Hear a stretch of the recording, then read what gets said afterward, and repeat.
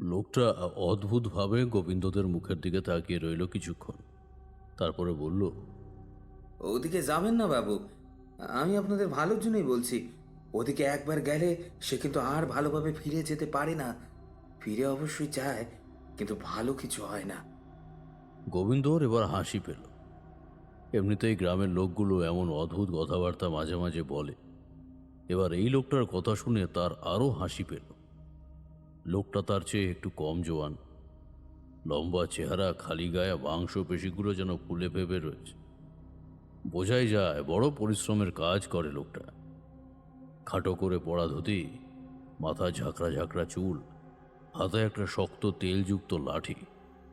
সামনের বাগানটা লোকটা পাহারা দেয় বোঝা যায়। গোবিন্দ এবার বলল, তোমার চেহারা দেখে তো মনে হয় সাহস বেশ ভালোই আছে। তুমি এমন একটা ব্যাপারে ভয় পাও? দেখো, আমার নাম গোবিন্দ বিশ্বাস। ভয় কাকে বলে আমি জানি না। আর তুমি বলছো ওই বাগানের দিকে একবার ঘুরে এলে আমি ভয় পাবো, তাও আবার এই দিনের বেলা? সাহস আমার আছে বটে। আমাদের গ্রামের খ্যাপা ষাঁড়কে একবার দু হাতে শিং ধরে আটকেছিলাম। হ্যাঁচকা টানে তাকে মাটির উপর ফেলেছিলাম। কিন্তু ওই বাগানের মধ্যে যা আছে তার সঙ্গে লড়াই করা যায় না। অবশ্য আমি ভেতরে গেলে সে আমায় কিছু করে না। অন্য কেউ গেলে কিন্তু তার ভালো হয় না। গোবিন্দর মনে হচ্ছিল এই লোকটা এখানে না থাকলে ভালো হতো। শুধু শুধু এসব কথা বলে তাকে ভয় দেখাচ্ছে। বাগানের ভেতরে ঢোকার পথটা বেশ পরিষ্কার, সোজা। এখান থেকে দেখা যায় বাগান বলতে আম, কাঁঠাল, লিচু, নারকেল কি গাছ নেই সেখানে। তবে এলোমেলো নয়, পরিষ্কার পরিচ্ছন্নভাবে সুন্দর করে সাজানো বাগান। একসময় এখানকার কোনো এক জমিদারের বাগান ছিল এটা। পরে এই গ্রামের হরিহর সামন্তরাই বাগানটাকে কিনে নিয়েছে। এদের সামনে যে লোকটা দাঁড়িয়ে আছে তার নাম মাধব। সেই বাগানের দেখাশোনা করে। এরপরেও আপনি ভেতরে যেতে চাইলে আমি বারণ করতে পারবো না। ছোট ছোট ছেলেমেয়েরা ছাড়া বাকি কারোর ভেতরে যাওয়া বারণ। বাবুর এমনি নির্দেশ আছে। বাবু তো ভালো করেই জানেন ওই জঙ্গলের ভেতরে দিনে কি রাতে কোনো এক সময় ঢুকলেই বিপদ হবে। গোবিন্দ এবার পিছনের দিকে তাকিয়ে গাছের তলায় দাঁড়িয়ে থাকা ভুবনকে ডাকল।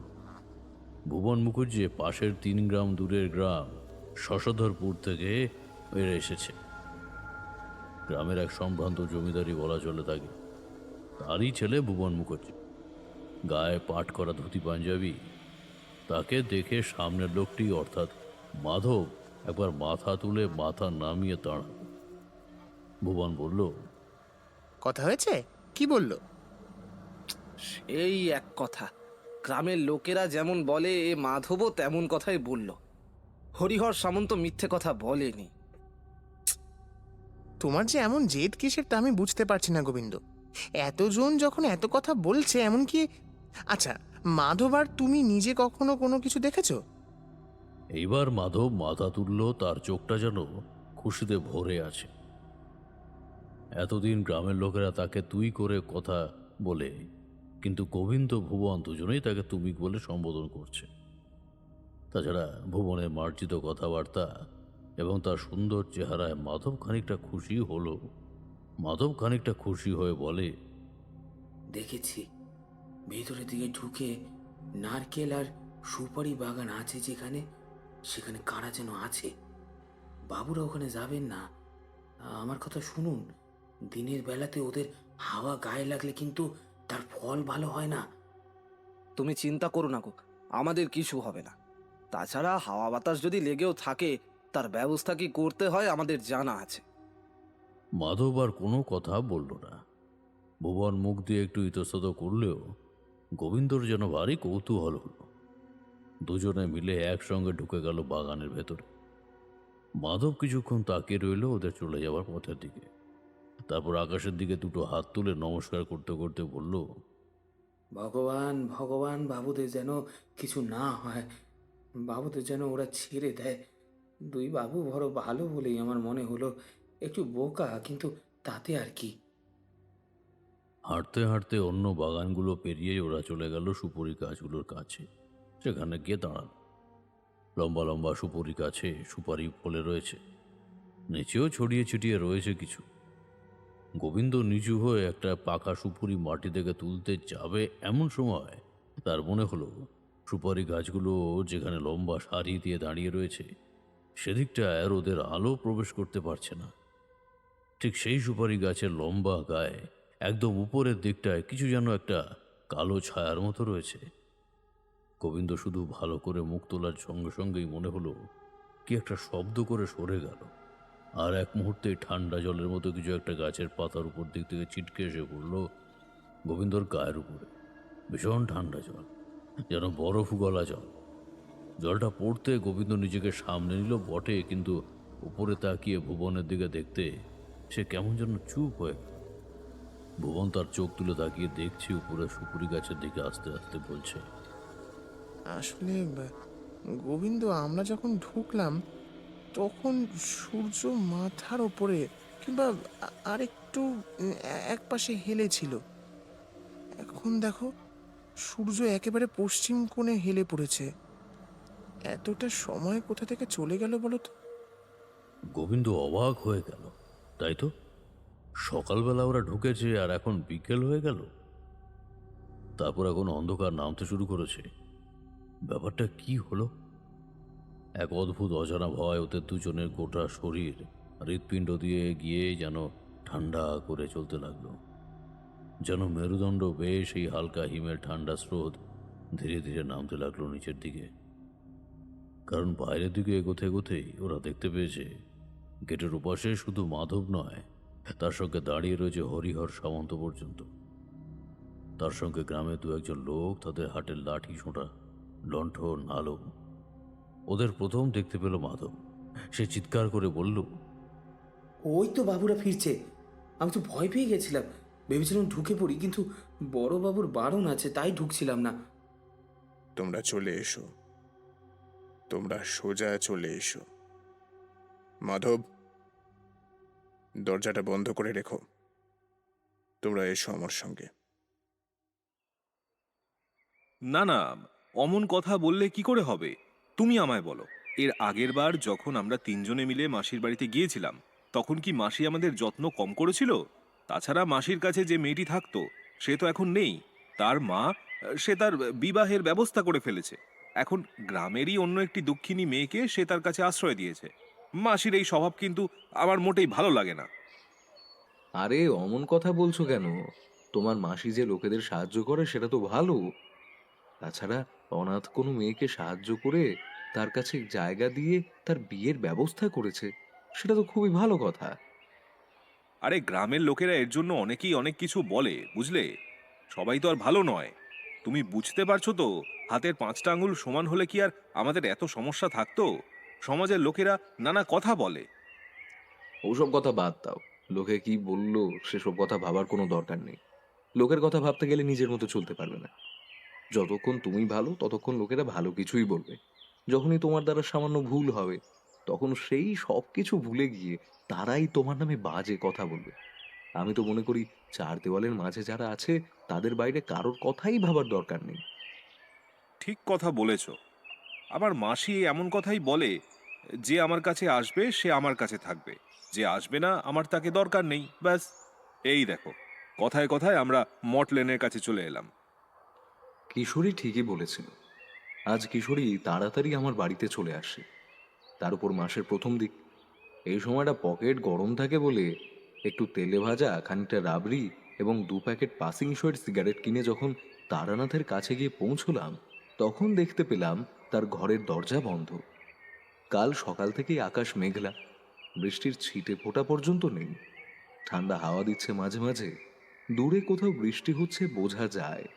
কিন্তু এই সময় তারানাথের ঘরের দরজা বন্ধ থাকবে কেন? কিশোরী দরজায় ধাক্কা দিয়ে ডাকলো, ঠাকুর মশাই, বলি ও ঠাকুর মশাই, কোথায় গেলেন? আরও কয়েকবার ডাকার সঙ্গে সঙ্গে ঘরের ভেতর থেকে তারানাথের কথা শোনা গেল। তোমরা এসে পড়েছ। আসলে এই কাল রাতে ঘুমটা ভালো হয়নি, বুঝলে? এই ভোরবেলার দিকে ঘুমিয়ে পড়েছিল। তারানাথ যখন দরজা খুলল তার মুখ দেখে বোঝা গেল সে মিথ্যে কথা বলছে না। চোখ ঢুলু ঢুলু অবস্থায়, বোধহয় কোনো কারণে সারা রাত জেগেছে। তাকে এমন অবস্থায় দেখে অবাক হলাম। প্রতিদিনই আমাদের আগে সে তক্তপোষের কাছে বসে থাকে, হয় খদ্দের জোটে, না হলে অন্য কিছু। তার চোখ কেমন লালচে হয়ে রয়েছে, চুল এলোমেলো, পরনের কাপড়টাও কোনো রকমে ঠিক করতে করতে সে বাইরে এসেছে। খালি গা। কিশোরী বলল, সে কি ঠাকুরমশাই, এই এখনো পর্যন্ত আপনি ঘুমিয়েছিলেন? কাল রাতে তো বেশ ঠান্ডাই ছিল, তার মধ্যে আপনার চোখ দুটো লাল হয়ে আছে। তারানাথ সামান্য হাসল। তক্তপোষের কাছে গুছিয়ে বসতে বসতে লাল রঙের একটা কাপড় টেনে গায়ে জড়িয়ে নিয়ে বলল, দিন কয়েক ধরে রাতের বেলা ঘুমটা কেমন যেন অগোছালো হচ্ছে। বেশ বুঝতে পারছি কিছু একটা হতে চলেছে, বুঝলে? আমার এমন অনুভূতি আগেও মাঝে মাঝে কাজ করেছে, এখনো করছে। রাতের বেলা যেন আমার বাড়ির চারপাশে কারা যেন ঘুরে বেড়ায়। অন্ধকারের মধ্যে তাদের নিঃশ্বাসের শব্দ পর্যন্ত আমি শুনতে পাই। বাতাসে ওদের নিঃশ্বাস যেন মাঝে মাঝে বিষের মতো জ্বালা ধরিয়ে দেয়, বুঝলে? তারানাথের মুখে এমন কথা আমরা সচরাচর শুনিনি। বিশেষ করে তারই বাড়ির আশেপাশে এমন কিছু তো নয়। কিশোরী নিজের অজ্ঞতায় যেন চারপাশে একবার মুখ ঘোরালো। আমিও দেখলাম। কতবার তারানাথের বাড়িতে ঢোকার আগে কিংবা বাইরে যাওয়ার সময় কেমন যেন গাটা ছমছম করে উঠেছে, অথচ কোথাও কিছু নেই। দিনের বেলা রোদের আলো চারপাশে রয়েছে, দূর থেকে ভেসে আসছে রাস্তার লোকজনের কোলাহল। পাশে দাঁড়িয়ে রয়েছে কিশোরী, এমনকি ভেতরে হয়তো তারানাথকেও দেখতে পাচ্ছি, অথচ আশেপাশে যেন কিছু একটা রয়েছে। আরে দেখো তো, তোমরা আমার কথা এমন গম্ভীর হয়ে পড়লে কেন? ওসব বাদ দাও তো। আমার তো বাড়ি ছেড়ে বেরোবার পর থেকেই অশুভ শক্তি তন্ত্রমন্ত্র অনুভূতি এইসব নিয়ে সংসার করতে হচ্ছে। ওসব নিয়ে তোমরা ভেবো না। আমি যতক্ষণ আছি তোমাদের কোনো চিন্তা নেই। তো তারপর বলো, সকাল সকাল আর আকাশের যে অবস্থা দেখতে পাচ্ছি, যে কোনো সময় ঝমঝমিয়ে বৃষ্টি নামবে। তারানাথ তেলে ভাজা আর তার সঙ্গে রাবড়ি দেখে কিন্তু বেশ খুশি হলো। বোধহয় সত্যিই ঘুম ভেঙে উঠেছিল, খিদেও পেয়েছে, তাই একটা রেকাবিতে করে তেলে ভাজাগুলো এনে রাখলো। তারপর তেলে ভাজায় কামড় দিয়ে এ কথাও কথা চলতে লাগলো। রাবড়িও খাবার কথা বলেছিল, কিন্তু আমরাই জোর করে সেটা রেখে দিতে বললাম। জানি তিনি একা এটা খেতে পছন্দ করেন। তেলে ভাজা শেষ করে হাত মুখ ধুয়ে তারানাথ যখন গুছিয়ে বসলো, তখন তার চোখ থেকে ঘুম অল্প অল্প করে কাটতে শুরু করেছে। আমি আর কিশোরীও তেলে ভাজা খেয়েছিলাম।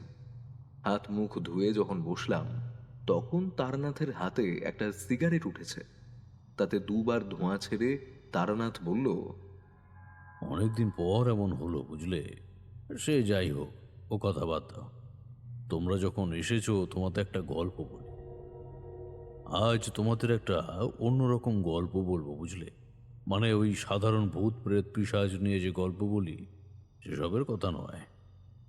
একটু অন্যরকম ভয়ের গল্প। আশা করি তোমাদের তাতে আপত্তি হবে না। গল্প শুনতে আমাদের কখনোই কোনো আপত্তি থাকে না ঠাকুরমশাই। আর তা যদি ভয়ের গল্প হয়, তাতে সমস্যা কোথায়? তবে এই গল্পের মধ্যে একটু অন্যরকম ব্যাপার রয়েছে। যাক, তোমাদের বলি তাহলে বুঝতে পারবে। কাল রাতে ওই কথা আমার বারবার মনে পড়ে যাচ্ছিল। গ্রামের নামটা ঠিক মনে পড়ছে না, তবে বাকি বেশ কিছু নাম আমার মনে আছে। ভারী আশ্চর্য হয়েছিলাম সেবার। মধুসুন্দরী দেবীর সঙ্গে সাক্ষাৎ হওয়ার আগের ঘটনা, তবে এমন ঘটনা আমার জীবনে কিন্তু খুব কমই ঘটেছিল। আর সেসব স্মৃতি আমার মনে যেন আজও রয়ে গেছে। শোনো তাহলে। সিগারেটটা শেষ করে তারানাথ আঙুলের টোকায় সিগারেটের অবশিষ্ট অংশটুকু বাইরের দিকে ফেলে দিয়ে তারপর বলতে শুরু করলো, আজ থেকে অনেক বছর আগেকার কথা। আগেই বলেছি, মধুসুন্দরী দেবীর সঙ্গে সাক্ষাৎ হয়নি মানে বুঝতেই পারছো। তেমন সময় একদিনে আমি শশধরপুরে গিয়ে পৌঁছেছিলাম। সেখানে যাওয়ার ইতিহাসটাও ছিল বড় আশ্চর্যের।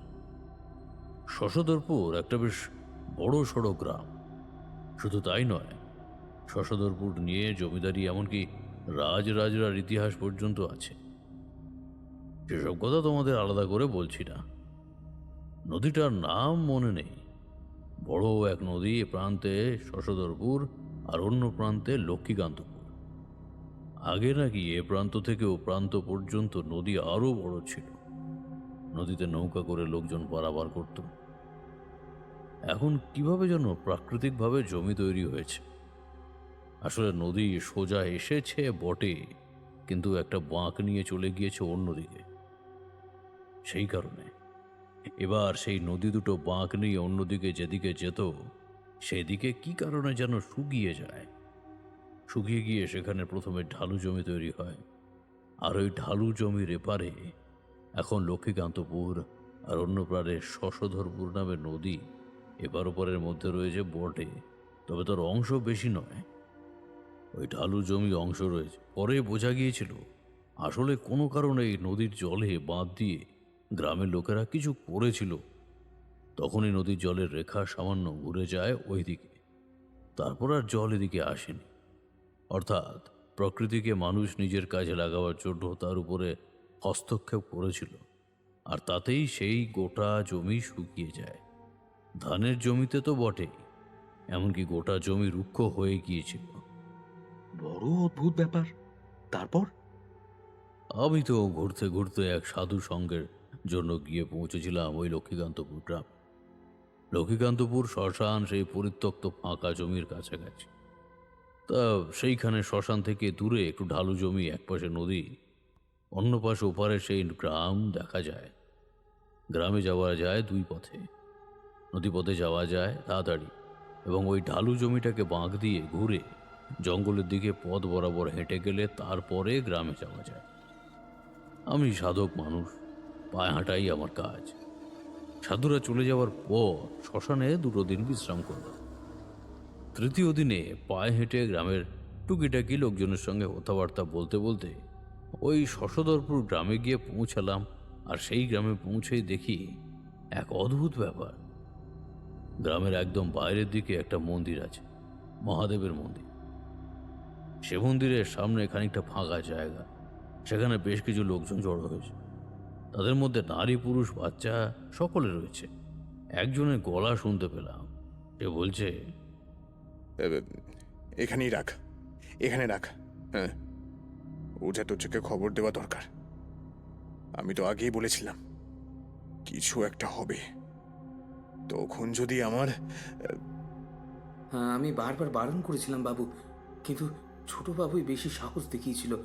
তাহলে এই বড় বাবুকে ধরলো কেন? আরে ওদের মতি গতি বোঝা মুশকিল, তুই কি বুঝতে পারবি? হ্যাঁ, আরে ঠাকুরমশাই, ঠাকুরমশাই আপনি কোথা থেকে এলেন? ততক্ষণে আমার আর সেদিকে নজর নেই। চৌহদ্দির ভেতরে মাটির উপর মুখ গুজে পড়ে রয়েছে একটি যুবক। পরনে তার সাদা ধুতি, পাঞ্জাবি, সব ময়লাটে হয়ে গেছে। গোটা শরীর যেন কেমন হয়ে গেছে। মাথার পরিপাটি করে সাজানো চুল এলোমেলো হয়ে রয়েছে। গাড়ের কাছে রক্ত জমে আছে। 2 হাত দিয়ে গাল আর গলার কাছটা আছড়েছে বোধহয়। তার আঙুলেও রক্ত লাগা, এমনকি মুখ থেকে টপ টপ করে রক্ত পড়ছে। একটা অদ্ভুত শব্দ বেরিয়ে আসছে মুখ থেকে, কিন্তু তার কাছাকাছি কেউই আছে না। মনির চৌহদির জন্য বলেই হয়তো সে শান্ত হয়ে বসে রয়েছে। আমি হাত তুলে ওদের থামতে বললাম। কিছু কিছু ব্যাপার আমিও জানি। 2 পা সামনে এগোতেই সে মুখ তুলে আমার দিকে তাকালো। তার চুলের আড়াল থেকে দেখতে পেলাম কালো চকচকে উজ্জ্বল 2 চোখ, এবং সেই চোখ দুটো আমার দিকে তাকিয়েছে। এখানে বলে রাখি, সময়টা কিন্তু ভর দুপুর। একটু দূরে আরেকজনকে দেখতে পেলাম, মাটিতে বসে থাকা এই যুবক এবং দূরের সেই যুবক। এদেরকে একটু অন্যরকম মনে হলো। পোশাক আশাক, চালচলন অল্প সময়ের জন্য হলেও মনে হলো যেন ওরা অন্য কোথাও থেকে এসেছে। পরে জেনেছিলাম তার নাম হরিহর সামন্ত। সে কিছু বলার জন্য এগোতেই আমি তাকে হাত তুলে থামিয়ে দিলাম। বললাম, সমস্ত কথা পরে বলবো, আগে আমায় একটু সময় দিন। আচ্ছা, আপনাদের কারোর কাছে লাল সুতো আছে? মাধব লাল সুতো এনে দিল। মাধবের সঙ্গে আমার পরিচয় হয় আরো পরে। তার লম্বা চওড়া পেটানো চেহারা, ওই চেহারায় রাতের বেলা অন্ধকারে মাধব দাঁড়িয়ে থাকলে বেচারা যে কোনো মুহূর্তে ভয় পেয়ে মরে যাবে। লাল সুতো আমার হাতে এসে পড়ল। বিড়বিড় করে মন্ত্র পড়ে সেই লাল সুতো নিয়ে এগিয়ে গেলাম মাটিতে বসে থাকা সেই যুবকের গলায় পরিয়ে দেওয়ার জন্য। কাছে গিয়ে যুবকের গলায় জড়িয়ে দিতে যাব, এমন সময় সে যেন লাফিয়ে উঠল। রক্তমাখা হাতে খপ করে আমার একটা হাত চেপে ধরতে গেল, কিন্তু পারল না। তার আগেই সেই লাল সুতো বিদ্যুৎ গতিতে আমি তার হাতে জড়িয়ে ফেললাম, আর তারপরেই একটা বাঁধন দিয়ে বিড়বিড় করে একটা মন্ত্র পড়ে সে লাল সুতোর খানিকটা অংশ ছিঁড়ে নিলাম। সে আমার দিকে মুখ তুলে তাকাতে না তাকাতেই তার কপালের মাঝখানে সে লাল হলুদ সুতো চেপে ধরলাম। এইবার ভালো করে দেখতে পেলাম তার মুখে আঁচড়ের চিহ্ন। রক্ত আর চামড়া সেখানে উঠে রক্ত চুইয়ে চুইয়ে পড়ছে। তার কপালে লাল সুতো চেপে ধরায় সঙ্গে সঙ্গে সে হাঁ করলো। একটা চিৎকার বেরিয়ে এলো তার মুখের ভেতর থেকে। আশেপাশে সকলেই যে চমকে উঠেছে বেশ ভালোভাবে বুঝতে পারছি। তার মুখ থেকে বেরিয়ে আসা চিৎকারটা কোনো মানুষের চিৎকার হতে পারে না। কোনো মানুষ এমনভাবে চিৎকার করে না। বোবা জন্তুরা যেমনভাবে চিৎকার করে, ঠিক তেমনই একটা চিৎকার বেরিয়ে এলো। আমি বললাম, তুই কে আমি জানি না, কেন এসেছিস সেটাও আমি জানি না, শুধু তুই এখান থেকে চলে যা, ওর শরীর থেকে বেরিয়ে যা বলছি। বাকি সকলের রুদ্ধশ্বাসে আমার এই কার্যকলাপ দেখতে লাগলো। অচেনা একজন সাধক এসে হঠাৎ করে এমন কাজ করছে। তার কপালে বেশ কিছুক্ষণ লাল সুতো ধরে রাখার সঙ্গে সঙ্গেই মনে হলো তার শরীরটা ছিটকে গেল। বাকিরা বুঝতে পারল কিনা জানি না, কিন্তু আমি বুঝতে পারলাম সেই দুপুরে চড়া রোদের মধ্যে কালো একটা ছায়া যেন তার শরীর থেকে ছিটকে বাইরে বেরিয়েছে। মন্দিরের পিছনের দিকটা সবাই মিলে গেল। অবাক হয়ে দেখলাম মাধব কখন যেন আমার দিকে এগিয়ে এসেছে। আমি কিছু বলার আগে সে আস্তে আস্তে আমার কানে বলল, আমি ওদের দেখতে পাই ঠাকুরমশাই, ও চলে গেছে, এবার বড়বাবুকে নিয়ে যাওয়া যাবে। মাধবের সেই অবাক করা কথাগুলোয় তখন আমি বেশি গুরুত্ব দিলাম না, কারণ সামনে পড়ে থাকা ছেলেটার তখন নাভিশ্বাস উঠতে শুরু করেছে। তার মুখ থেকে গলগল করে রক্ত বের হচ্ছে। রক্তে গোটা শরীর কেমন যেন হয়ে গেছে, পাগুলো পেকে আসতে শুরু করেছে। বুঝতে পারলাম বড় বিপদ হয়ে গেছে। হঠাৎ করে তার শরীর থেকে ওই খারাপ কিছুকে বার করতে গিয়ে বোধহয় ভুল করে ফেলেছি। তখনই তাকে তুলে নিয়ে যাওয়া হলো গ্রামের কবিরাজের কাছে। এদিকে হরিহর সামন্ত আমায় নিয়ে গেল তার বাড়িতে। পরে জেনেছিলাম সেই যুবকের নাম ভুবন মুখার্জি। এখান থেকে 3 গ্রাম দূরের একটা গ্রামের জমিদারের ছেলে। সে আর তার সঙ্গে থাকা সেই ছেলেটি হলো গোবিন্দ রায়। এসব অনেক পরের কথা। তখন সেখান থেকে হরিহর সামন্তর সঙ্গে বাড়ি যাওয়ার পথে শুনতে পেলাম এক আশ্চর্য কথা। হরিহর সামন্ত বললেন, আপনার কি আশ্চর্য ক্ষমতা! আপনি আমায় আজ যা দেখিয়েছেন, সেই ক্ষমতার কথা আমি আপনার কাছে আর জানতে চাইব না। আপনি যে একজন সিদ্ধ পুরুষ তা বেশ ভালোই বুঝতে পারছি আমি। সে কথা নয়, তবে তা খুব বেশি নয়। আমায় একটা কথা খুলে বলো তো, তোমাদের ওই গ্রামে যা দেখলাম এটা আসলে কি? আহ, আসল ব্যাপারটা হলো, আমার একটা বাগান আছে, বুঝলেন তো। সেই বাগান এক সময় এখানকার জমিদারের। সেই বাগান পুরুষানুক্রমে এখন আমার হাতে এসে পড়েছে। একমাত্র মাধব সেই বাগান পাহারা দিতে পারে, তাছাড়া আর কেউ সেই বাগান পাহারা দিতে পারে না।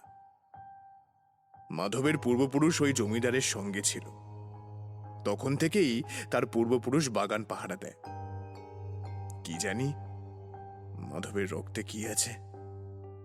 ওই জঙ্গলে থাকলে একমাত্র মাধবের কোনো কিছু হয় না। তাছাড়া দিনের বেলা রাতের বেলা কেউ গেলে সে কিন্তু বিপদে পড়ে মাঝে মাঝে। তবে মাধবের সঙ্গে যতবার আমি গিয়েছি ততবার কিন্তু কিছু হয়নি। এমন আশ্চর্যের কথা শুনে মাধবের কথা আমার মনে পড়ে গেল। বিশাল আকার চেহারা, তবে তার মুখের কথা কিন্তু বেশ সুন্দর, নম্র স্বভাব। কথা বলে চোখের দিকে তাকায় না, কখনো মাথা নিচু করে চুপ করে দাঁড়িয়ে থাকে। বললাম, বাগানটা একবার দেখা দরকার, তবে আসল ব্যাপারটা কি হয় সেটা যদি আমায় একটু বলো। মানে এই ছেলে দুটির ক্ষেত্রে ঠিক কি হয়েছিল? আম, হুম, ভুবন আর গোবিন্দ 3 গ্রাম দূরে জমিদার বাড়ির থেকে এসেছে। ভুবন মুখুজ্জে জমিদারের ছেলে, আর গোবিন্দ হলো তারই বন্ধু, জমিদারের নায়েবের পুত্র। ওরা এসেছে এখানে আমার কাছে এসে বাগানের কথা শোনে ওরা। এমনকি গ্রামের লোকেরা ও আশেপাশের লোকেরাও ওই বাগানের কথা জানে। ওই বাগানে কি আছে ঠাকুর মশাই, তা আমি আপনাকে বলতে পারবো না। এমনিতে হয়তো আপনি গেলেন, গোটা বাগান ঘুরলেন, কোনো কিছুই দেখতে পেলেন না, চলে এলেন। কিন্তু মাঝে মাঝে বাগানে এমন সব কাণ্ড ঘটে যায় যে আপনাকে কি বলবো। অদ্ভুত কাণ্ড। এই যে গোবিন্দর ভুবন মাধবের সঙ্গে গিয়ে ওই বাগানে ঢুকলো, যখন ঢুকলো তখন সূর্য মাথার ওপরে, 12টা কি বড় জোর 1টা মতো বাজে, কিন্তু ওদের আর বাইরে আসার নামই নেই। যখন মাধব এসে খবর দিল, আমি লোকজন নিয়ে গেলাম, তখন বিকেল পেরিয়ে সন্ধ্যা হতে শুরু করেছে। অথচ বাগান থেকে বেরিয়ে কিন্তু ভুবন আর গোবিন্দ বলল ওরা নাকি মাত্র ঘন্টাখানেক সময় হয়েছে বাগানে ঢুকেছে, সবে মাত্র ঘোরা শুরু করেছে। আর কিছুক্ষণের মধ্যেই ওরা অবাক হয়ে দেখছে যে সূর্য পশ্চিমের দিকে হেলে পড়েছে। তারানাথের মুখে এমন কথা শুনে হঠাৎ করে সেই পাহাড়, যেখানে আমরা অফিসের কাজে গিয়েছিলাম, সেইখানকার একটা কথা মনে পড়ে গেল। সেখানেও তো এমন একটা অদ্ভুত ব্যাপার ঘটেছিল এক সময়। কিন্তু ভুবনের এমন অবস্থা হলো কি করে? সেদিন বাগান থেকে বেরোনোর পরেই কি এমন পরিবর্তন লক্ষ্য করেছিলে? না ঠাকুরমশাই, বাগান থেকে বেরোবার সময় সবকিছু ঠিকই ছিল, উল্টে গোবিন্দ যেন একটু বেশি ভয় পেয়েছিল। এই সুপুরি গাছের ওপর থেকে কেউ যেন তার গায়ে ঠান্ডা জল ফেলেছিল। ভাবুন তো, দিনের বেলায় ঠান্ডা জল তার গায়ে কে ছুঁড়ে মারবে? বাগানে কোথাও কেউ নেই, বাগানের চারপাশে বাঁশের বেড়া দিয়ে উঁচু উঁচু করে ঘেরা। সেই বেড়া পেরিয়ে বাগানের কারো পক্ষে ঢোকা অসম্ভব বলবো না, কিন্তু কেউ সেখানে ঢুকতে চায় না। গ্রামের লোকেরা এমনিতেই ভয় পায়। মাধব বাগান পাহারা দেয় এই নামমাত্রই, সে খালি বাগানের বাইরেটাই থাকে, পাখি টাকি কোনো কিছুই বাগানে কখনো বসে না। সে এক অদ্ভুত ব্যাপার। যাই হোক, ওদেরকে তো নিয়ে এলাম। এই মাত্র 3 দিন আগেকার ঘটনা। রাতের বেলা আমার বাড়িতে তো অনেকগুলো ঘর আছে, তারই একটা ঘরে ওদেরকে থাকার ব্যবস্থা করে দিয়েছি। বাড়িতে আমি ছাড়া মাধব, আমার স্ত্রী, আমাদের রান্নার জন্য একজন স্ত্রীলোক থাকে, সে আমার স্ত্রীর সঙ্গেই থাকে। আমি আর মাধব এই দিকে থাকি। আমার ছেলে এখানে থাকে না, সে থাকে পাশের গ্রামে। সেখানে আমার কিছু জমি জমা আছে, সেই সমস্ত কিছু নিয়েই সে ওইখানেই থাকে, দেখাশুনো করে। মাঝে মাঝে সে আমার কাছে আসে। আমার বাড়িতে অনেকগুলো ঘর। মাধব ঘরে কখনো ঘুমায় না, সে ঘুমায় বারান্দায়। আমার স্ত্রী, রান্নার সেই মেয়েটি, তারা ভেতরের দিকেই ঘরে ঘুমায়। আমিও বারান্দার পাশের একটা ঘরের মধ্যেই ঘুমাই। আসলে অনেকগুলো ঘর, বুঝতে পারছেন তো। তো তেমনই বাড়ির পেছনের দিকে একটা ঘরে আমি থাকতে দিয়েছি ভুবন আর গোবিন্দকে। হঠাৎ রাতের দিকে কেমন যেন চিৎকার চেঁচামেচির শব্দ শুনে আমার ঘুমটা ভেঙে গেল। তাড়াতাড়ি দরজা খুলে বেরিয়ে দেখি মাধবও চিৎকারটা শুনতে পেয়েছে। আমরা দুজনে বেরিয়ে এলাম। চিৎকারটা ভেসে আসছে ওই গোবিন্দর ভুবনের ঘরের দিক থেকে। হারিকেনটা হাতে নিয়ে মাধব আর আমি কোনো কিছু না বলে তাদের ঘরের দিকে এগোতে এগোতেই আরো একবার যেন চিৎকারটা শুনতে পেলাম। তাড়াতাড়ি তাদের ঘরের দরজার কাছে এসে দেখি ঘরের দরজা ভেতর থেকে বন্ধ। গোবিন্দ চিৎকার করে বলছে, ভুবন, ভুবন, তুই আমায় চিনতে পারছিস না? আমি গোবিন্দ। ভুবন, এই সমস্ত কি করছিস ভুবন?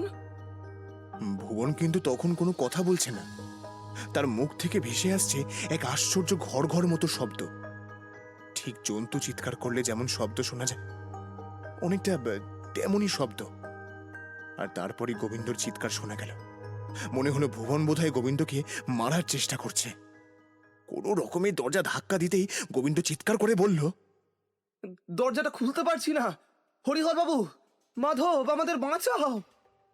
দরজা না খুললে কি করে ভেতরে ঢুকবো বাবু? দরজা না খুললে যে আমাদের দরজা ভেঙে ভেতরে ঢুকতে হবে। গোবিন্দের চিৎকার ক্রমশ বাড়তে লাগলো। কি করব বুঝতে না পেরে মাধবকে দরজা ধাক্কা দিতে বললাম। মাধবকে আপনি দেখেছেন, 2-3 বার দরজায় ধাক্কা দিল, দরজা হুড়মুড় করে ভেঙে পড়ল। আর তারপরে দেখতে পেলাম ঘরের এক পাশে দেওয়ালের কাছে গোবিন্দ যেন পাথরের মতো দাঁড়িয়ে রয়েছে, আর ঠিক তার পায়ের কাছেই ভুবন বসে রয়েছে। তার হাত পা যেন অনেকটা জন্তুর মতন গোবিন্দর পায়ের উপরে কামড় বসাচ্ছে। বোধহয় গোবিন্দ ওই কারণেই চিৎকার করেছে, আর তারপরে অমন হয়ে গেছে।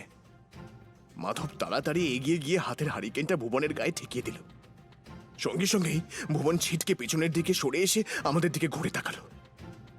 তার হাতের ধাক্কায় হারিকেনটা ছিটকে পড়ে যাচ্ছিল আরেকটু হলেই। কোনো রকমে সামলে নিল মাধব। তখনই দেখতে পেলাম ভুবনের দুটো চোখ কালো কুচকুচে। সঙ্গে সঙ্গে হারিকেনটা আমার হাতে দিয়ে লাঠিটাকে ভুবনের হাতের পেছনের দিক দিয়ে ঢুকিয়ে দিয়ে তার দুটো হাত শক্ত করে চেপে ধরল। বলল, বাবু তাড়াতাড়ি গিয়ে গ্রামের সবাইকে খবর দিন, আমি ওকে ধরে রাখছি। আর শক্ত দেখে একটা দড়ি নিয়ে আসুন। আমি অবাক হয়ে গিয়েছিলাম। তাছাড়া ভুবনের কিছু হলে তো তার বাবার কাছে আমার জবাবদিহি করতে হবে। ভালো মন্দ কিছু যদি হয়ে যায়, গোবিন্দ আমার হয়ে সাক্ষী দেবে বটে, কিন্তু বুঝতেই পারছেন, ভুবন জমিদারের ছেলে। আমার বাড়িতে এসে তার যদি কিছু হয়ে যায়, তাহলে চিরজীবনের জন্য যে আমার বড় বদনাম হয়ে যাবে। তাই তাড়াতাড়ি এসে আমার স্ত্রী মালতী ও সেই রান্নার মেয়েটি দুজনকেই ডেকে তুললাম। তারপর দড়ি নিয়ে যখন সেই ঘরে গিয়েছি, ততক্ষণে গোবিন্দ খানিকটা ধাতস্থ হয়েছে। তার পায়ের থায়ের ওপর থেকে হাঁটুর নিচের দিকে রক্ত গলগলিয়ে পড়ছে। তখনও ভুবন কিন্তু তখনও গর্জন করে চলেছে। দুটো দাঁতের পাটি চেপে ধরে যেন চাপা একটা ঘর ঘর শব্দ করে চলেছে, অনেকটা শিয়াল কুকুরের মতন। ভুবন মাধবের দিকে তাকাবার চেষ্টা করছে। মুখে কোনো কথা বলছিল না, কি আশ্চর্য! না ঠাকুর মশাই, তার মুখ থেকে কথা এইমাত্র বেরোলো। মানে আপনি যখন তার শরীর থেকে কিছু একটা বের করলেন, তখন সে কথা বলল। কিন্তু ওর শরীর থেকে যে কি একটা বেরিয়ে গিয়েছে, আপনি বুঝলেন কি করে? এ কথার উত্তর দিলাম না। ততক্ষণে হাঁটতে হাঁটতে হরিহরের বাড়িতে এসে পড়েছি। আমার বিশ্রাম প্রয়োজন ছিল। শ্মশানে থাকার সময় খাওয়া দাওয়া বিশ্রাম খুব একটা ভালোভাবে হয়নি, সে কথা বুঝতে পেরেছিল হরিহর। তাই তাড়াতাড়ি আমার বিশ্রামের ব্যবস্থা করল। হরিহরের মাটির বাড়ি, বড় বড় ঘর, মাথার উপর টালির চাল। মাটির ঘরেই শোয়ার জায়গা করল। তবে টালির চাল থাকা মানে কিন্তু অর্থবান নয়। একমাত্র জমিদার বাড়ি কিংবা বিত্তবান গৃহস্থ বড় লোকের বাড়ি ছিল তখন ইট চুন সুরকি দিয়ে তৈরি। তবে হরিহরের এই বাড়িটার পেছনের দিকের খানিকটা অংশে কিন্তু দেওয়াল ছিল। অর্থাৎ সে পিছনের দিক থেকে ঘরগুলিকে আস্তে আস্তে মাটির বদলে ইট দিয়ে তৈরি করতে শুরু করেছিল। তবে সে কথা আলাদা। বিশাল জায়গা তার বাড়িতে। গোটা জায়গাটা বাঁশের বেড়া চৌহদ্দি দিয়ে ঘেরা। বাঁশের বেড়ার উপর কুমড়ো, লাউ, এই সমস্ত কিছু লতা পাতা। বাড়ির মধ্যে এখানে ওখানে বেশ কয়েকটা ছোট বড় গাছ, গোয়াল ঘর, ধানের গোলা। এমনকি বাড়ির পেছন দিকের বাঁশের বেড়ার কাছ থেকে ছোট একটা ডোবার মতো জলা জায়গা পর্যন্ত আছে। ঘর অনেকগুলো, লম্বা টানা ঘর, অন্তত 5টা ঘরের দরজা।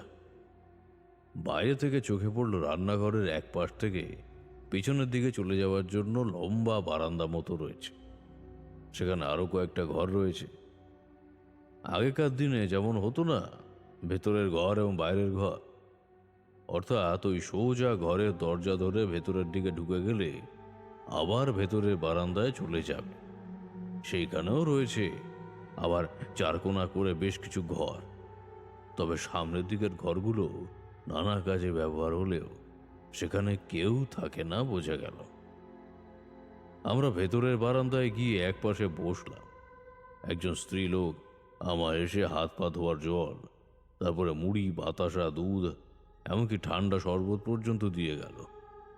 পরে বুঝেছিলাম এই বাড়িতে লোকজন কিন্তু অনেক, মানে গরু দেখাশোনা, ঘর পরিষ্কার করা, নানা কাজের জন্য লোকজন থাকলেও এই বাড়িতে থাকে একমাত্র হরিহর, তার স্ত্রী, একজন কাজের স্ত্রী লোক, তার নাম কমলা, আর থাকে মাধব। এসব কথা বলার অবশ্য কারণ আছে, তা পরে বলব। তারপর সেই বেলাটা আমার একরকম বিশ্রামে কেটে গেল। কমলার হাতের রান্না ভালো করে খেয়ে দিয়ে ঘুমিয়ে সন্ধ্যাবেলা যখন উঠেছি, তখন ভুবনের কথা মনে পড়ল। মাধব কাছেই ছিল, তাকে জিজ্ঞাসা করতে সে বলল, বড়বাবু চলে এসেছে তো, বড়বাবু ঘরেই আছে, আসুন আপনাকে নিয়ে যাই। মাধবের সঙ্গে পেছনের দিকের ঘরে গিয়ে দেখলাম গোবিন্দ পায়ের ক্ষতর উপর কাপড় জড়িয়ে রেখেছে। সে জানালার কাছে দাঁড়িয়ে কি যেন ভাবছে। বিছানার উপর শুয়ে রয়েছে ভুবন। আমরা ঘরের মধ্যে ঢুকতেই গোবিন্দ বলল, প্রণাম ঠাকুর মশাই। আপনি সঠিক সময় না এলে যে কি হতো, কাল সকাল থেকেই কেমন যেন করছিল। ভুবনকে আটকেই রাখা যাচ্ছিল না। কবে যে ওকে নিয়ে বাড়ি ফিরবো আর কবে যে সবকিছু ঠিক হবে, আমি তো কিছুই বুঝতে পারছি না।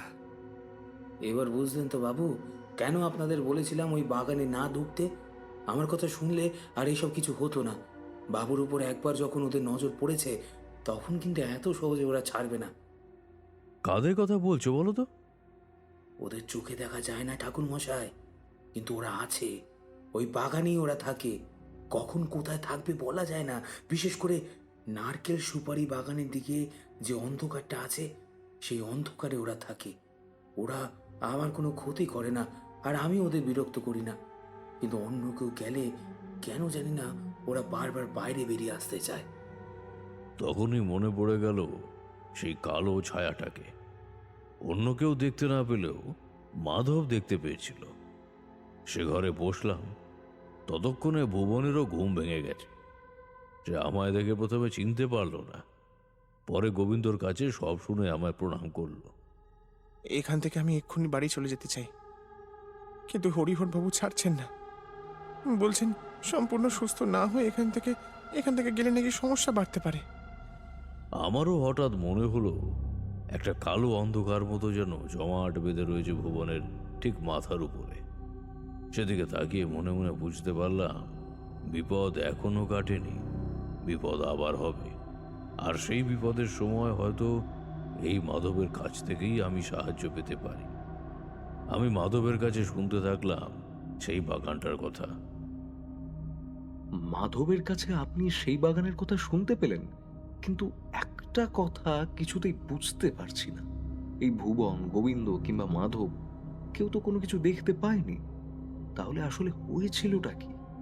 মানে ভুবনের মধ্যে যে অদ্ভুত পরিবর্তন ঘটেছিল, তার আসল কারণটা কি? মাধবের কাছে যে কথাটা শুনেছিলাম সে কথা তোমাদের পরে বললেও চলবে। মাধব নিজেও কোনো কিছু জানতো না। সে একটা ইতিহাসের গল্প আমায় বলেছিল, ওই বাগানের ইতিহাস। সে কথা তোমাদের গল্পের শেষে বললেও চলবে। সেদিন রাতের বেলা আমরা হরিহরের বাড়িতে রাতের খাওয়া দাওয়া করে যে যার মতো নিজের ঘরে শুতে গেলাম। ভুবনের ঘরে গোবিন্দ আর শুতে চাইল না। ভুবন অল্প হেসে বলল, কাল সকালে আমাদের বাড়িতে পৌঁছাবার ব্যবস্থা করে দেবেন হরিহর বাবু। এখানে আর থাকতে চাইছি না। শুধু শুধু এমনভাবে আপনাদের সমস্যা করতে আর ভালো লাগে না। ভুবনের কথার মধ্যে কি যেন একটা ছিল। আমরা কেউ কোনো কথা বলতে পারলাম না। রাতের বেলা হরিহর বাবু তার পাশের ঘরে, আমি এদিকে মাধব বারান্দায়।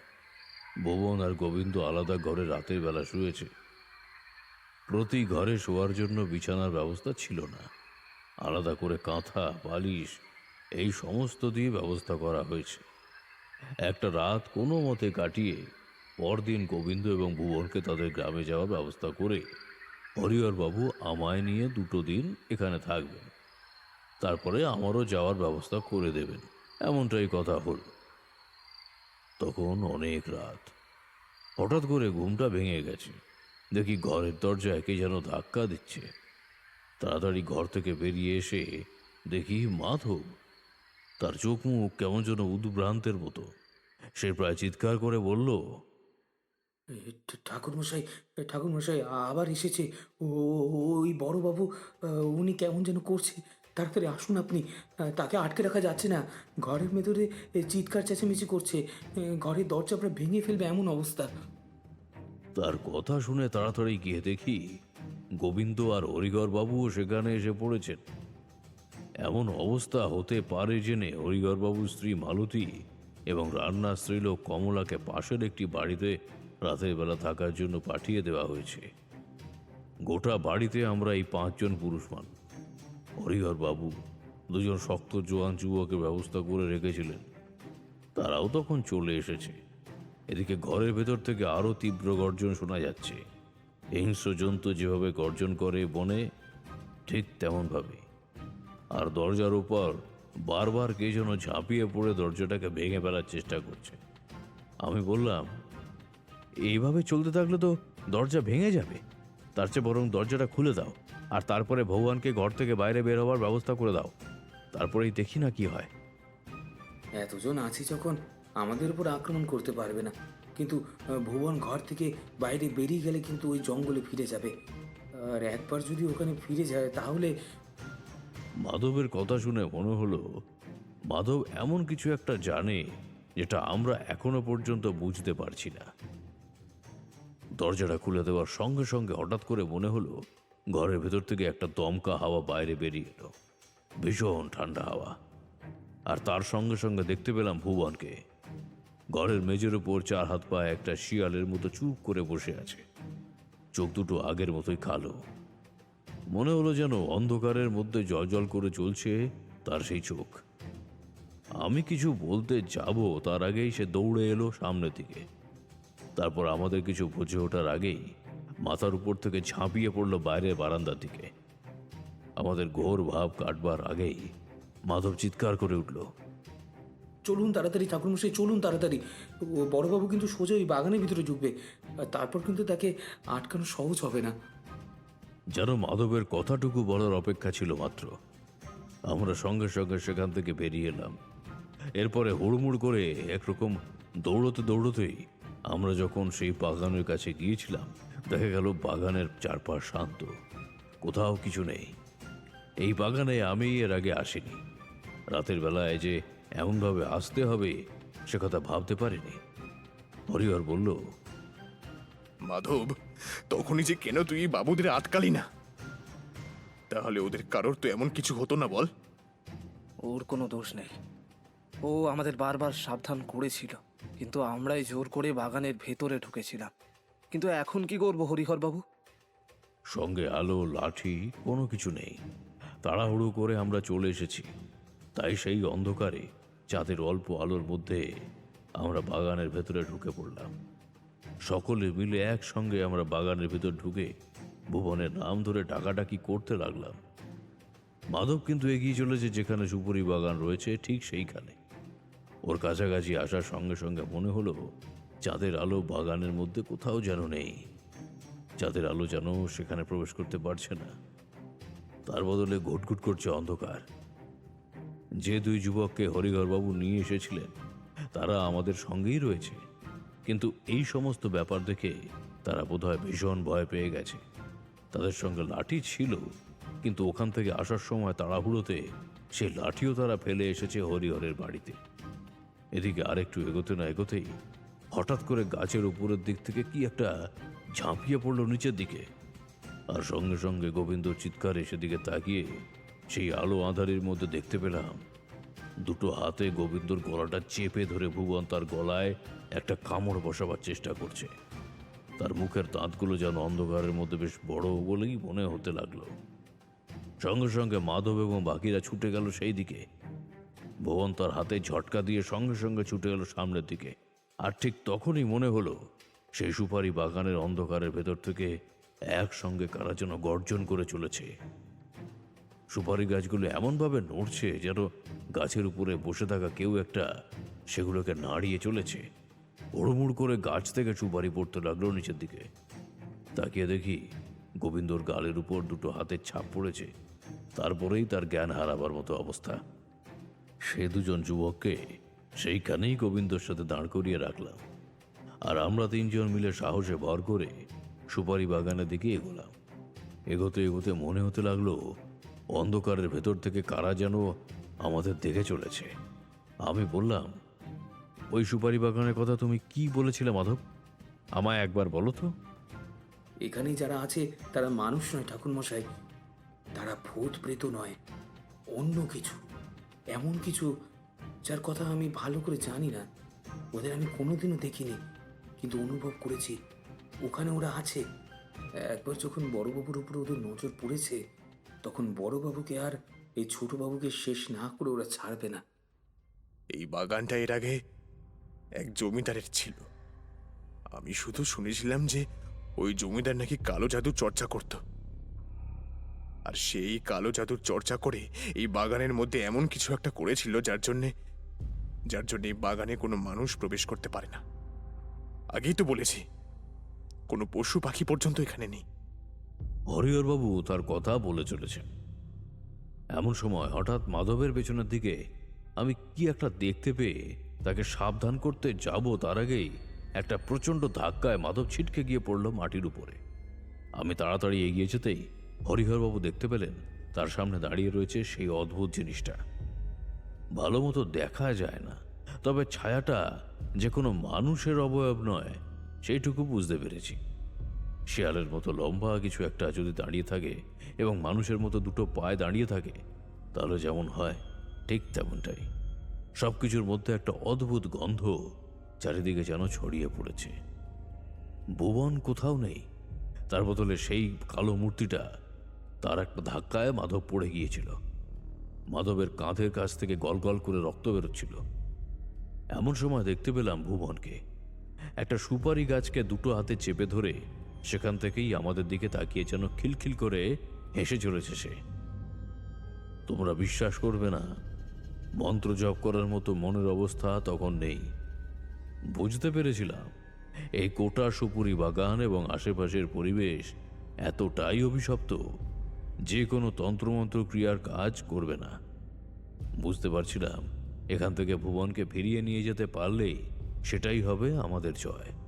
ভুবনকে আবার দেখতে পেলাম, সঙ্গে সঙ্গে চিৎকার করে বললাম, তোমরা কারা আমি জানি না, তোমরা যারাই হও ভুবনকে ছেড়ে দাও। ভুল করে সে এখানে এসে পড়েছে, ও আর কখনো এখানে আসবে না। ওকে ছেড়ে দাও, নাহলে কিন্তু এই গোটা সুপারি বাগানে আমি আগুন লাগিয়ে দেব। সেই আগের মতো প্রচণ্ড গর্জন শুরু হলো আবার। আমি তো সেই পরিবেশের মাঝে কালো সেই ছায়া এবং তার সঙ্গে ভুবনকে দেখতে পেয়েছিলাম। হরিহরবাবু ভীষণ ভয় পেয়েছে বুঝতে পারছিলাম। মাধবকে তখন ওরা ফেলে দিয়েছে। এবার হরিহরবাবু বললেন, ওদের আটকানো যাবে না ঠাকুর মশাই। আমার কথা কেন শুনল না ওই ভুবন আর গোবিন্দ? আমি বুঝতে পারছি না। এত বড় যে একটা বিপদ হবে তা বুঝতে পেরেই আমি ওদের বারণ করেছিলাম। তারপরে মাধব। ঠিক এমন সময় কিভাবে যেন হাঁটতে হাঁটতে গোবিন্দ আর সেই দুজন যুবক সেখানে এসে পৌঁছলো। গোবিন্দ কাঁদো কাঁদো গলায় বলল, আমার জন্য এসব হয়েছে। যা সমস্যাই হোক না কেন, তার সব কিছু আমি ঠিক করে দেব। ঠাকুরমশাই, এই ভুবনকে আমি যেভাবেই হোক ফিরিয়ে আনবই। এই প্রথমবার মাধব আবার উঠে দাঁড়ালো, শক্ত গলায় আমাদের দিকে তাকিয়ে বলল, আমি ছাড়া কারোর কথা শুনবে না। তোমরা এখানে চুপ করে দাঁড়াও, দেখো আমি এবার কি করি। হরিহরবাবু আর কিছু বললেন না। রক্তাক্ত শরীরে মাধব উঠে দাঁড়ালো। আমরা কিছু বোঝার আগেই সে সামনের দিকে এগিয়ে গিয়ে দুটো হাত তুলল আকাশের দিকে। তারপর অদ্ভুতভাবে একটা অচেনা গলায় বলে উঠল, তোরা ওকে ফিরিয়ে দে, ফিরিয়ে দে ওকে। ওকে ফিরিয়ে না দিলে কিন্তু বিপদ হবে। আমি যেমন তোদের কোনো বিপদ হতে দেবো না, তেমন বড় বাবুদেরও আমি কোনো বিপদ হতে দেবো না। মাধব কথাগুলো বলে চলেছে। তার আশেপাশে ওই ঝড় যেন ক্রমে শান্ত হয়ে আসতে শুরু করেছে। দেখতে পেলাম সেই অন্ধকার আর সুপুরি গাছের আড়ালে আবডালে থাকা কালো কালো সেই অদ্ভুত মূর্তিগুলো একটা নয়, যেন অনেকগুলো। যেন মনে হলো এই মাটির তলা থেকে এইমাত্র কালো কালো মূর্তিগুলো বেরিয়ে এসেছে। ভুবন একটা সুপুরি গাছের উপরে ছিল। সে তখন ধীরে ধীরে 4 হাত পায়ে নেমে আসে। ঠিক একটা শেয়ালের মতো উবু হয়ে বসে সে আমাদের সামনে। তার চোখে সেই অদ্ভুত রকম উজ্জ্বলতা। সে আগের মতোই গর্জন করে চলেছে। মাধব বলল, আমি সব জানি, সব বুঝতে পারছি। এইখানে কেউ আসুক তোরা সেটা চাস না, তোরা নিজেদের মতোই থাকতে চাস। কিন্তু ওই বড়বাবুকে এবারের মতো ক্ষমা করে দে তোরা। সে আর কখনোই এখানে আসবে না। আমি তোদের কাছে কোনোদিনও কিচ্ছু চাইনি, কিন্তু আজ ওই বড়বাবুকে ছেড়ে দেওয়ার কথা বলছি। আমি অবাক হয়ে গেলাম। এমন সময় হঠাৎ করেই আরেকটা আশ্চর্য ব্যাপার ঘটল। কোথায় যেন পাখি ডাকতে শুরু করলো। মনে হলো পূর্ব দিকের আকাশটা লাল হতে শুরু করেছে একটু একটু করে। আশ্চর্য হয়ে গেলাম। রাতের বেলা জঙ্গলের সুপারি বাগানের মধ্যে প্রবেশ করেছি আমরা, তাহলে এত তাড়াতাড়ি সকাল হয়ে গেল কি করে বুঝতে পারলাম না। আমার মতো বাকিরাও যেন অবাক হয়েছে। একমাত্র মাধব নয়, মাধব ততক্ষণে মাটির উপরে বসে পড়েছে, তার নাক মুখ থেকে রক্ত বেরোতে শুরু করেছে। ততক্ষণে ভুবন আরও খানিকটা এগিয়ে এসেছে। তার চোখের সেই কালো ভাবটা মিলিয়ে যেতেই মাধব বলে উঠল, ঠাকুরমশাই, ঠাকুরমশাই তাড়াতাড়ি এগিয়ে যান। ভুবনকে ভুবনকে এখান থেকে বার করুন। ও আর আপনার কোনো ক্ষতি করবে না। মাধবের কথা বলার অপেক্ষাতেই ছিলাম। তাড়াতাড়ি সামনের দিকে এগিয়ে গেলাম আমি। জানি এখানে আমার তন্ত্রশক্তি কোনো ক্রিয়া করবে না, তবুও শেষবারের মতো আমায় একটা চেষ্টা করতেই হবে। মাধবের গোটা শরীর যেন থরথর করে কেঁপে উঠল। আর অন্যদিকে ভুবন মাটির উপর পড়ে ছটফট করে চলেছে। ঠিক সেই মন্দিরের কাছে তার শরীর থেকে ছায়াটা বের করে দেওয়ার সময় যেমন দেখেছিলাম ঠিক তেমনটাই। মনে হলো ভুবনের নাক মুখ আর কানের থেকেও কালো কালো পোকার মতো কি যেন একটা বাইরে বেরোতে লাগলো। একটু একটু করে আকাশটা লাল হতে শুরু করেছে। খুব তাড়াতাড়ি সব হচ্ছে। তোমরা বিশ্বাস করবে না, এত তাড়াতাড়ি সূর্য উপরে ওঠে না। কিন্তু যেন মনে হচ্ছিল কোনো এক আশ্চর্য নিয়মে সময় দ্রুত বয়ে চলেছে। সুপারি বাগানের মধ্যে সময় এবং বাইরের সময়ের মধ্যে যেন অনেক পার্থক্য। ভুবন তখন মাটিতে শুয়ে পড়েছে। আমি এগিয়ে গিয়ে তার কপালের উপর হাত রাখার সঙ্গে সঙ্গেই মনে হলো সে যেন তার সমস্ত ক্ষমতা একটু একটু করে ফিরে পেতে শুরু করেছে। তারপর বিড়বিড় করে একটা মন্ত্র পড়তে শুরু করতেই মাধব মাটির উপরে লুটিয়ে পড়ল। সেই কালো কালো ছায়াগুলো যেন ধীরে ধীরে আশেপাশে রোদের আলোর সঙ্গে সঙ্গে উদাও হতে লাগলো একটা একটা করে। ভুবনের শরীর থেকে বেরিয়ে যাওয়া সেই কালো ছায়াটাকে আরও একবার দেখতে পেলাম। নিচে পড়ে থাকা অবস্থায় মাধব আস্তে আস্তে বলল, এই বাগানে আর কোনোদিন কোনো মানুষ আসতে দেওয়া হবে না বাবু। এই বাগানে আর কোনোদিন মানুষ এলে তাকে কিন্তু আমি আর বাঁচাতে পারবো না। মাধব জ্ঞান হারিয়ে লুটিয়ে পড়ল। এরপর যে কিভাবে সেই বাগান থেকে আমরা বেরিয়ে এসেছিলাম তা বলে বোঝাতে পারবো না। বাইরে বেরোতে বেরোতেই সূর্য তখন পূব আকাশের অনেকটা উপরে উঠে পড়েছে। বাড়িতে যখন ফিরে এলাম তখন কম করে সকাল 10টা বাজে। সকলেই অবাক। মাধব একটু সুস্থ হতেই তার গায়ের ক্ষতে কবিরাজ এসে ওষুধপত্র লাগিয়ে দিয়ে গেল। গোবিন্দ, ভুবন, মাধব তিনজনকেই একটা ঘরে মেঝেতে পাশাপাশি শুইয়ে রাখা হয়েছে।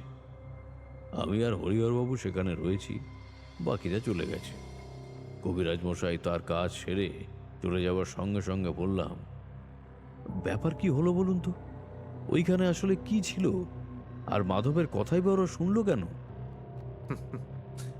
আগেই তো বলেছিলাম সেই জমিদার কালো জাদুর চর্চা করত। সেই জমিদারের সঙ্গে মাধবের পরিবারের কোনো একটা সম্পর্ক ছিল। এই বাগানে যখন জমিদার কালো জাদুর চর্চা করত তখন মাধবের পূর্বপুরুষ তাকে পাহারা দিত। জমিদারের সেই কালো জাদুর খানিকটা ক্ষমতা মাধবের পূর্বপুরুষরাও পেয়েছিল। মাধবের বাবার মধ্যে সেই ক্ষমতা ছিল, এমনকি মাধবের মধ্যেও তার কিছুটা আছে। যারা ওখানে আছে তারা আসলে অন্য কোনো জগতের প্রাণী বলেই আমি জানি, কিন্তু এইসব কথা আমি বিশ্বাস করি না ঠাকুরমশাই। মাঝে মাঝে অন্য জগতের প্রাণীদের এই জগতে আনার পথ খোলা যায়, কিন্তু সেই পথ খোলা যেমন সহজ, বন্ধ করা কিন্তু তেমন সহজ নয়। আসলে মাধবের কথাই ঠিক। ওই সুপারি বাগানের মধ্যে এমন কোনো জায়গা আছে যেখানে ওই অন্য জগতের প্রাণীদের বাস। তাদের কাছাকাছি সাধারণ মানুষ গেলে তারা তাদের শরীর থেকে কিছু একটা নেওয়ার চেষ্টা করে। রক্ত! এই কদিনের মধ্যেই ভুবনের শরীরে অনেকটা রক্ত কমে গেছে, সে কথা আমি বেশ বুঝতে পেরেছি। কবিরাজ মশাই নিজেও তো সে কথা বললেন। এইবার কি করি বলুন তো? ভুবনকে কি বাড়ি পাঠিয়ে দেব? আমার কাছে এই প্রশ্নের কোনো উত্তর ছিল না। আমি নিজেও তো কিছু বুঝতে পারিনি। মাধবের কাছে যা শুনেছিলাম আর এই বাগানে যা দেখেছিলাম সেই সব কিছু একই রকম হলেও এই আশ্চর্য অভিজ্ঞতার কোনো ব্যাখ্যা আমি আজও খুঁজে বার করতে পারি। বিশেষ করে সময়ের ব্যাপারটা। সুপারি বাগানের মধ্যে প্রবেশ করার পরেই যে সময় কিভাবে এত দ্রুত বয়ে যায় সে কথা আমি আজও বুঝতে পারিনি বা জানতে পারিনি। অথচ তার আগে পর্যন্ত সবকিছু ঠিকঠাক ছিল। এরপর সেদিনকে সেই বাড়িতে একটা যজ্ঞ করেছিলাম, মহামৃত্যুঞ্জয় যজ্ঞ। মাধবকে তাবিজ দেব ভেবেছিলাম, কিন্তু মাধব তা নিতে চায়নি। গোবিন্দ এবং ভুবনকে সে তাবিজ পরিয়ে দিয়েছিলাম। তারপর তাদের দুজনকে সেই দিনই বাড়ি পাঠাবার ব্যবস্থা করেছিলাম। মাধব সুস্থ হয়ে সব বলেছিল। ওদের আর কোনো ক্ষতি হবে না ঠাকুরমশাই। যে এসেছিল সে চলে গেছে। সে আমার কথা শোনে। আমার কথা শোনে বলেই ওই বাগানে একমাত্র আমি থাকতে পারি। আমি ছাড়া আর কেউ থাকতে পারে না। কিন্তু মাধবের মধ্যে কি এমন ক্ষমতা ছিল যে ওরা তার কথা শুনতো? আর তাছাড়া এই অদ্ভুত অন্য কোনো জগতের প্রাণীরা আসলে কি ছিল? তোমাদের তো আগেই বলেছি, আমাদের এই জগতের সঙ্গে সমান্তরালে আরো অনেক জগৎ আছে। সেই জগতের কোনো নিম্নস্তরের প্রাণী এসেছিল বোধহয়। তার সঠিক পরিচয় আমি নিজেও জানি না। তবে মাধব কোনোভাবে তাদের নিয়ন্ত্রণ করতে পারত। কিন্তু সে নিয়ন্ত্রণ করতে গিয়ে যে তার শরীর থেকে রক্ত তাদের দিতে হতো, সেটা আমি নিজের চোখে দেখেছিলাম। মাধবের শরীর থেকে বেরিয়ে আসা রক্ত সকালে কিন্তু সেই বাগানে গিয়ে আর দেখতে পাইনি। এমনকি ভুবনের শরীরে রক্ত কমে গিয়েছিল অনেক। মাধবের নাক মুখ থেকে বেরিয়ে আসা সেই রক্তের চিহ্ন বাড়িতে আসার পরেও কিন্তু তার মধ্যে ছিল না। যেন কেউ পরিষ্কারভাবে সেই রক্ত একদম মুছে দিয়ে গিয়েছিল। তারানাথ তার গল্প শেষ করলো। এমন অদ্ভুত একটা অভিজ্ঞতা আর ভয়ের গল্প শুনে আমরা কিছুক্ষণ চুপ করে বসে রইলাম। তারপর সেখান থেকে উঠে রওনা দিলাম বাড়ির দিকে। সত্যি কথা বলতে গেলে তারানাথের অভিজ্ঞতার কথা আজ পর্যন্ত আমরা ঠিকভাবে বুঝে উঠতে পারিনি।